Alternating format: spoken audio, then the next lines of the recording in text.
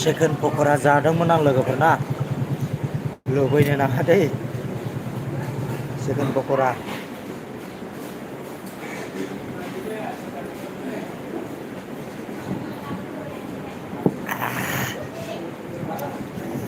chicken पक'रा जादोंमोन आङो लोगोफोर ओमफ्राय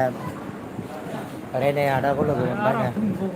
आदाखौ लोगो मोनदों आरोना नै बहुद गोबावसिमा आदाखौ लोगो मोनैया नै ओमफ्राय माब्रै आदा मोजां दा औ मोजां आदसा आंबो मोजाङैनो दङ आमगुरि बाजाराव आरोना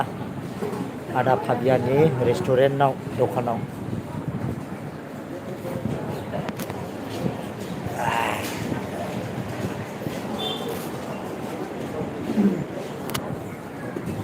लोगो लोगो ओरैबायदिखा आरोखि ना ओमफ्राय नै ओरै जारौआ नै जारौखौ आंबो जाबाय ओमफ्राय बिथाङा बावनो थायो आरोखि ना नै मोजां दा दखानाव दा नै लाइक साबसक्राइब होना गालांदो लोगोफोरना दसेखिनियाव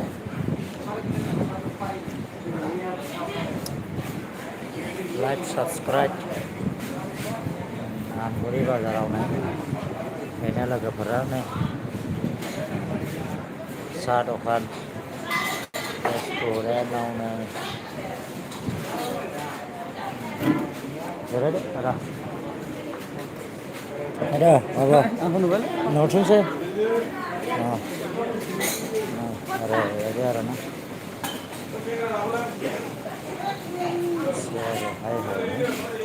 बाजारावहाय आरोना बेबायदिनो बाजार आमगुरि बाजार नै बेनो आरोखि नै मा जानो गोसो मोनजाजोबो आरोना नै सावगासिनो दङ नै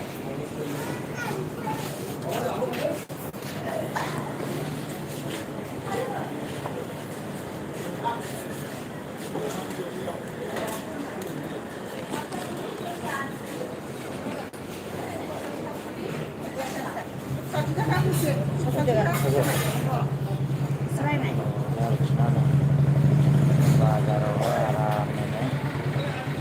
ओमफ्राय बिदिनो जानानैबावबो दाननो हायो आरोखि ना नै ओमफ्राय मा लांफैदों ओरैबायदि आरोना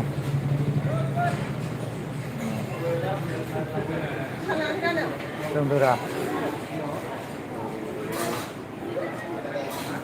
बाजार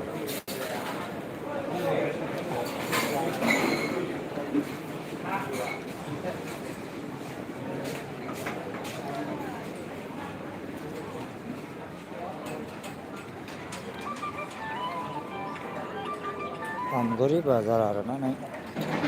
बेनो